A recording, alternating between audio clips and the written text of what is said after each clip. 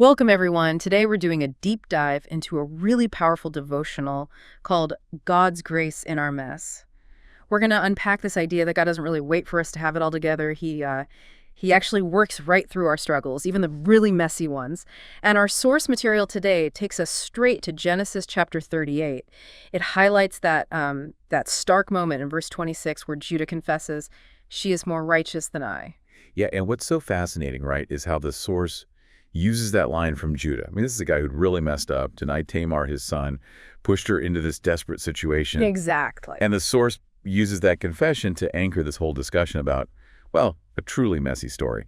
Genesis 38, it's just full of sin, failure, broken promises. It really is. But right in the thick of it, the devotional points out, God is somehow at work. It shows his grace is bigger, bringing redemption kind of where you'd least expect it. Yeah. It definitely challenges how we might think God operates. That's a powerful start. Okay, so the source breaks it down. First lesson. Sin grows when we drift from God. It talks about Judah's choices. Not like a sudden crash, but more like a slow drift. That's right. That's the first big takeaway the source pulls out. It shows Judah, pulling away from his family, his community, marrying a Canaanite woman. Right. Distancing himself. Yeah, it wasn't one big dramatic fall. It was, like you said, a drift, a slow slide into compromise. Think of it like a boat, just slowly coming untied from the dock. Little choices, small justifications. And these things, they take him further and further away. And, well, we see it clearly with Judah. Our choices, they're ripples, don't they? They hurt others. Definitely. So the application for you listening is pretty direct.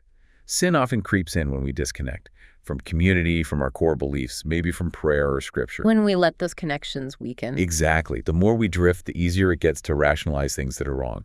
So the reminder here is stay connected. Watch your heart for those small compromises, especially when you feel distant. That idea of drifting being insidious is quite something.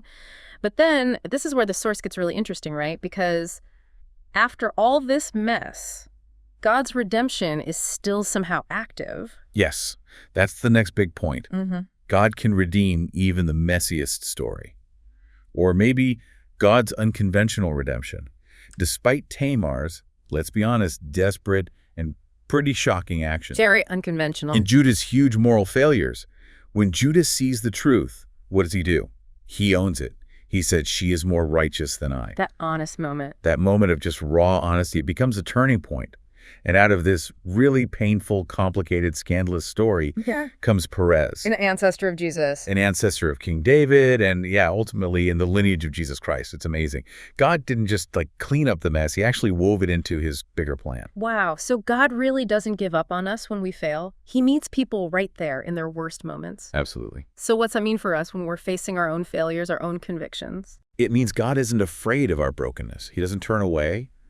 Look at Judah. He didn't earn grace, not by his actions. Not at all. But God gave it anyway. He wrote redemption right into that messy situation. The source really emphasizes when you feel that conviction, that sense you've done wrong, don't wait. Don't delay. Confess it. Turn back. Accept the grace that's offered. Don't let shame paralyze you, because grace, well, it doesn't ignore the sin, does it? It overcomes it with mercy, with hope. You can even use it. So wrapping this up, what's the core truth we should take away from this devotional? I think the deepest truth here is pretty simple, but profound. God doesn't turn away from broken people. His grace is genuinely bigger than our failures. No matter how messy, how public, how shameful they might feel. He can work with anything. He can take the most scandalous parts of our story, the bits we want to hide, and somehow weave them into something redemptive. Okay, so as we finish this deep dive, here's something to think about.